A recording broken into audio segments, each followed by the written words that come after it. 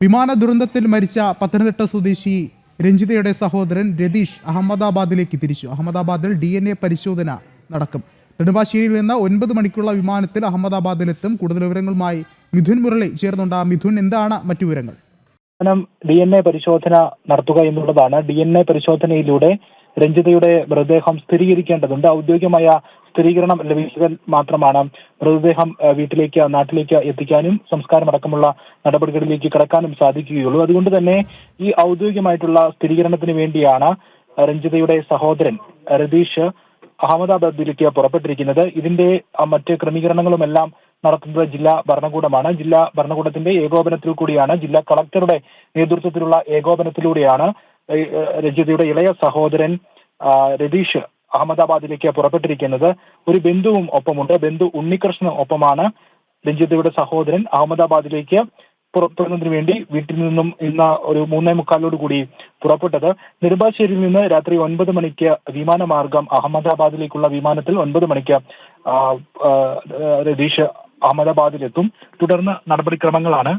രതീഷിന്റെ DNA സാമ്പിളുകൾ ശേഖരിക്കും. ഒപ്പം മൃതദേഹത്തിൽ നിന്നും ലഭിച്ചിരിക്കുന്ന DNA സാമ്പിളുകളും ചേർത്ത് വെക്കും. ഇത് രഞ്ജിതയുടെ മൃതദേഹം തന്നെയാണെന്ന് സ്ഥിരീകരണം ഉണ്ടാകും. 72 മണിക്കൂറാണ് DNA പരിശോധനാ ഫലത്തിന് വേണ്ടിവരിക. അങ്ങനെയാണെങ്കിൽ 3 ദിവസത്തിനുള്ളിൽ നടപടികളെല്ലാം പൂർത്തിയാക്കി രഞ്ജിതയുടെ മൃതദേഹം പുല്ലാട്ടിൽ വീട്ടിലേക്ക് എത്തിക്കും.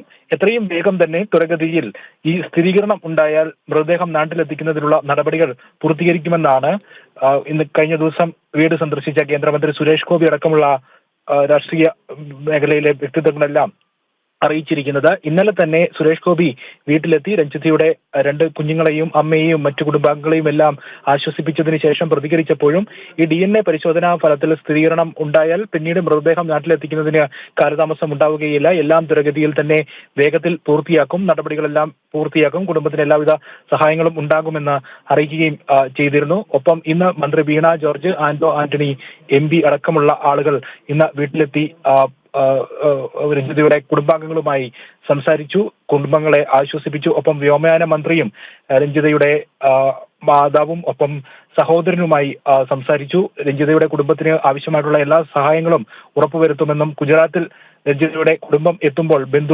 ബന്ധുവും ഒപ്പം സഹോദരനും എത്തുമ്പോൾ അവർക്ക് ആവശ്യമായിട്ടുള്ള സഹായങ്ങളെല്ലാം ആയിട്ട് ഒപ്പമുണ്ടാകുമെന്ന് കേന്ദ്ര വ്യോമയാന മന്ത്രി ഫോണിൽ വിളിച്ച് രഞ്ജിതയുടെ സഹോദരനെ അറിയിക്കുകയും ചെയ്തിരുന്നു. രഞ്ജിതയുടെ അമ്മയുമായും പ്രായമായ അമ്മയുമായും കേന്ദ്ര വ്യോമയാന മന്ത്രി റാം മോഹൻ നായിഡു ഫോണിൽ സംസാരിച്ചു. തർജിമ സഹായത്തോടു കൂടിയാണ്, ട്രാൻസ്ലേറ്ററുടെ സഹായത്തോടു കൂടിയാണ് കേന്ദ്ര വ്യോമയാന മന്ത്രി റാം മോഹൻ നായിഡു രഞ്ജിതയുടെ അമ്മയുമായി ഫോണിൽ സംസാരിച്ച് അവരെ ആശ്വസിപ്പിച്ചത്.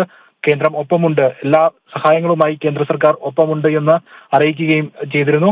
രഞ്ജിതയുടെ സഹോദരനെ വ്യോമയാന മന്ത്രാലയത്തിന്റെ ഉദ്യോഗസ്ഥർ തന്നെ വിമാനത്താവളത്തിൽ സ്വീകരിച്ച് നടപടിക്രമങ്ങൾ പൂർത്തിയാക്കും. ഇക്കാര്യങ്ങളെല്ലാം വ്യോമയാന മന്ത്രി രഞ്ജിതയുടെ കുടുംബത്തെ അറിയിക്കുകയും ഫോണിൽ നേരിട്ട് വിളിച്ച് അറിയിക്കുകയും ചെയ്തിട്ടുണ്ട്. എന്തായാലും സാമൂഹ്യ രാഷ്ട്രീയ വിവിധ മേഖലകളിലെ വ്യക്തിത്വങ്ങളെല്ലാം ഇപ്പോൾ ഈ വീട്ടിലേക്ക് എത്തിക്കൊണ്ടിരിക്കുകയാണ്. ഇന്നലെ മുതൽ തന്നെ വിവിധ മേഖലകളിൽ നിന്നുള്ള പ്രധാന വ്യക്തിത്വങ്ങളെല്ലാം ഇവിടേക്ക് എത്തുന്നുണ്ട്. രഞ്ജിതയുടെ കുടുംബത്തെ ആശ്വസിപ്പിക്കുന്നുണ്ട്, ചേർത്ത് പിടിക്കുന്നുണ്ട്. അപ്പോഴും രഞ്ജിതയുടെ 10ാം ക്ലാസ്സിൽ പഠിക്കുന്ന മകൻ ഇന്ദുചൂടൻ, 3ാം ക്ലാസ്സിൽ പഠിക്കുന്ന മകൾ ഇഥയ, 2 പേരെയും ഏത് രീതിയിലാണ് ആശ്വസിപ്പിക്കുക, ആ പ്രായമായ അമ്മ അടക്കമുള്ള ബന്ധുക്കളെയും എല്ലാം ഏത് രീതിയിൽ എന്ത് പറഞ്ഞ് ആശ്വസിപ്പിക്കും എന്ന് അറിയാതെ വിതുമ്പുന്ന കാഴ്ചയാണ് ഇവിടെ നിന്നും കാണുന്നത്.